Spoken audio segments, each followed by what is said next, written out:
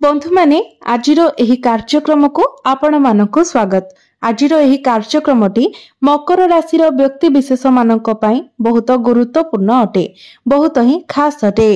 कारण दीर्घ दिन परे मकर राशि व्यक्ति विशेष मानक जीवन रे एक विराट बड़ परिवर्तन आसीबाको जाउछि एवं मकर राशि व्यक्ति विशेष मानक जीवन रे लागि रहिथिबा समस्त समस्यार मध्य अंत घटिबाको जाउछि।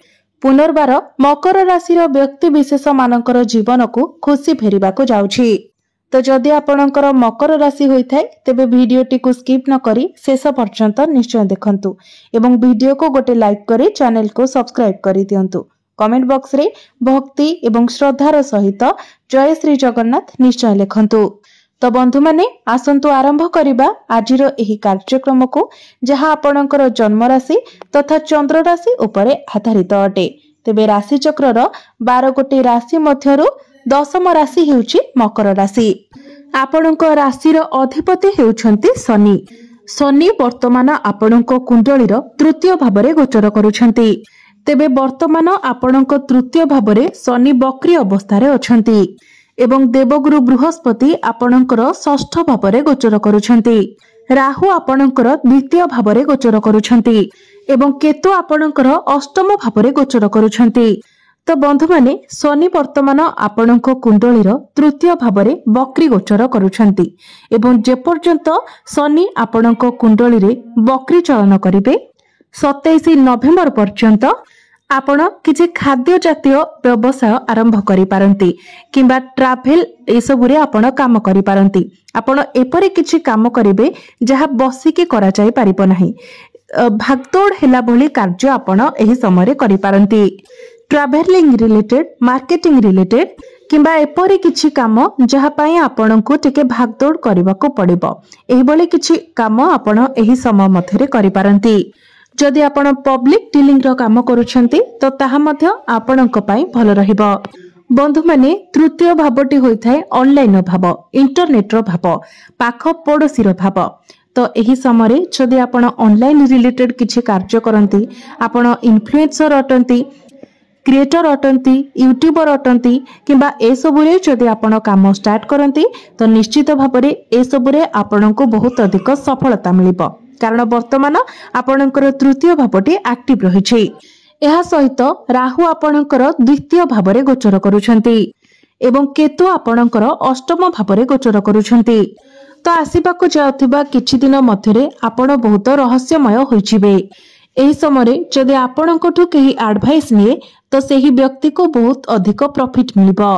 एही समय आपण जदि काहाकु किछि उपदेश दियंती तो सेही उपदेश सेही व्यक्तिंकर बहुत काम रे आसीबो। केतु अष्टम भावरे गोचर करिबा फलरे आपण एही सबरे बहुत धार्मिक स्वभावर बनि जिवे, बहुत प्रैक्टिकल बनिबे।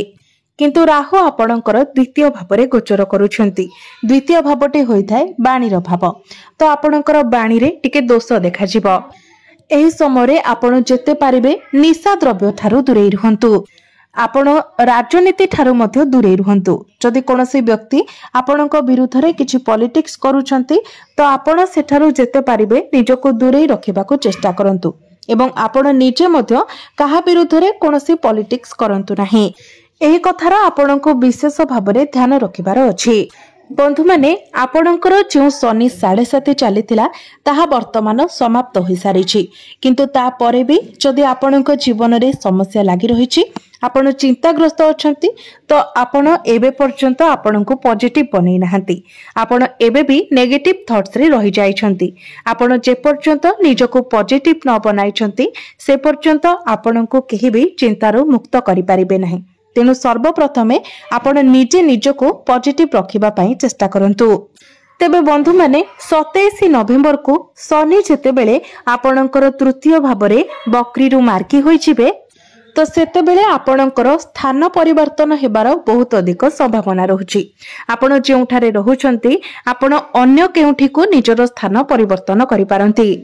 एही वर्ष शेष हेबा पूर्वरु आपणकर स्थान परिवर्तन होई पारे। किंबा आपण जदि विदेश रे रहुछंती तो विदेश रे आपणको कोनोसी भलो चाकरी मिलिबार मध्य बहुत अधिक संभावना रहुछि।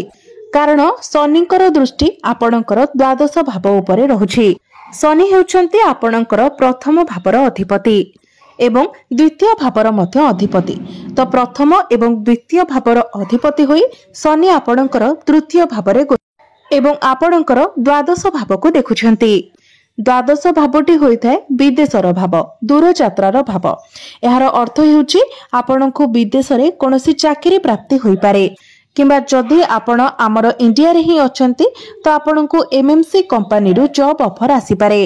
यह सहित आपण कोनोसी गोटे भलो जागा को मध्य यात्रा करि पारंती, किछि जिनिस रे आपण एक्सप्लोर करि पारंती। एबे आसंतु जानिबा सेही तारीख एवं सेही मास विषय जेउठारो आपणक जीवन रे एक बहुत बड़ परिवर्तन हेबो एवं ताहा आपणक पई बहुत सकारात्मक मध्य रहिबो। बंधु माने शुक्र वर्तमान आपणकर नवम भावरे गोचर करूछंती, किंतु 2 नवेम्बर को शुक्र आपणकर दशम भाव को चलन करिवे। तो बंधु माने 15 अक्टोबर हेउछि सेही तारीख जहा परठारो आपण निज जीवन रे दुईटी बड़ परिवर्तन देखिबा को पाइबे। प्रथमटी हेउछि आपणकर क्यारियर रे एवं द्वितीयटी हेउछि आपणकर भाग्य रे, कारण 15 सेप्टेम्बर को बुध आपणकर नवम भाव को चलन करिवे। तो 15 सेप्टेम्बर ठारू ही आपण निज जीवन रे किछि भलो परिवर्तन देखिबा को पाइबे, किंतु 15 अक्टोबर पर ठारू आपण निज जीवन रे बहुत भलो परिवर्तन देखिबा को पाइबे। तापरे 27 नवेम्बर को शनि मध्य आपणकर कुंडली रे मार्गी होई जिवे एवं 20 अक्टोबर को किछि दिन पई गुरु मध्य आपणकर सप्तम भाव को चलन करिवे। 20 अक्टोबर को गुरु आपणकर सप्तम भावरे उच्चस्थ होई जिवे, किंतु अल्प किछि दिन पई गुरु आपणकर सप्तम भावरे रहिबे। 20 अक्टोबर रु नै 11 नवेम्बर पर्यंत गुरु आपणकर सप्तम भावरे रहिबे, किंतु 20 अक्टोबर रु 11 नवेम्बर पर्यंत जो समय अवधि रहिला ताहा आपणक पई बहुत मूल्यवान रहिबो। ताहा आपणकर अचीवमेंट को नेकी आपणकर कैरियर को नेकी बहुत भलो रहिबो। जेतेबेले बृहस्पतिंकर दृष्टि आपणकर प्रथम भाव उपर को पड़िबो तो समाज रे आपणकर मान सम्मान बढ़िबो, आपणको प्रशंसित कराजिबो। कैरियर रे आपणको अचीवमेंट मिलिबो, आपणकर बॉस, आपणकर सीनियर, आपणकर जूनियर आपणकर प्रशंसा करिवे। आपणकर काम करिवार शैली बहुत भलो रहिबो, मैनेजमेंट स्किल बहुत भलो रहिबो, किंबा आपणको आपणको परिवार रे मध्य अनेक सुख सुविधा प्राप्ति हेबो। कोनोसी खुशी खबर मध्य एही समय रे आपणको मिली पारे। तो एही समय अवधि आपणको पई सबुठारु अधिक भलो रहिबो। तो 20 अक्टोबर रु 11 नवेम्बर पर्यंत समय आपणको पई बहुत शुभ रहिबो। जदि आपण चाकरी करूछंती एवं आपणको मनरे एही प्रश्न रहिछि जे आपणकर प्रमोशन केबे हेबो, तो आपणको पई दुईटी डेट रहिछि। हुए तो 15 अगस्त रु 15 सेप्टेम्बर मध्यरे नचित 15 नवेम्बर रु 15 डिसेम्बर मध्यरे आपणकर प्रमोशन हेबार अधिक संभावना रहुछि। किंतु जदि आपण निज चाकरी क्षेत्र रे परिवर्तन चाहुछंती तो आपण निश्चित भाबरे ताहा करि पारिबे। एही वर्ष शेष हेबा पूर्वरु ही आपण निजर चाकरी क्षेत्र रे परिवर्तन करि पारिबे। बंधु माने शुक्र एवं बुध आपणको कुंडलीर बहुत भलो स्थान रे गोचर करबाको जाउछंती, केंद्र रे एवं त्रिकोण रे गोचर करबाको जाउछंती। तो एही वर्ष शेष हेबा पूर्वरु निश्चित भाबरे आपणको बहुत किछि सफलता आनी देबो, आपणको पई बहुत किछि शुभ खबर आनी देबो, आपणको जीवन रे एक सकारात्मक परिवर्तन हेबो। एबे आसंतु जानिबा किछि उपाय विषय जे उपाय गुडिक करिबा द्वारा आपणको अधिक मात्रा रे शुभ फल प्राप्ति हेबो एवं जहा किछिटा अशुभत्व रहउछि से गुडिक खंडन होई जिवो। तो जेहेतु आपणकर राष्ट्राधिपति शनि अटंती, तेणु प्रत्येक दिन आपण शनिकर बीज मंत्र 108 थर जप करंतु। प्रत्येक दिन आपण हनुमान चालीसार पाठ करंतु एवं प्रत्येक दिन आपण उदित सूर्य को तंबा पात्र रे जलार्घ्य अर्पण करंतु एवं प्रत्येक दिन आपण ओम नमः शिवाय मंत्र मध्य 108 थर जप करंतु।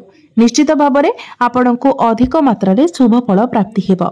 तो बंधु माने आपणकर जीवन मंगलमय हेउ, एहा ही ईश्वरक निकटरे मोर प्रार्थना। धन्यवाद।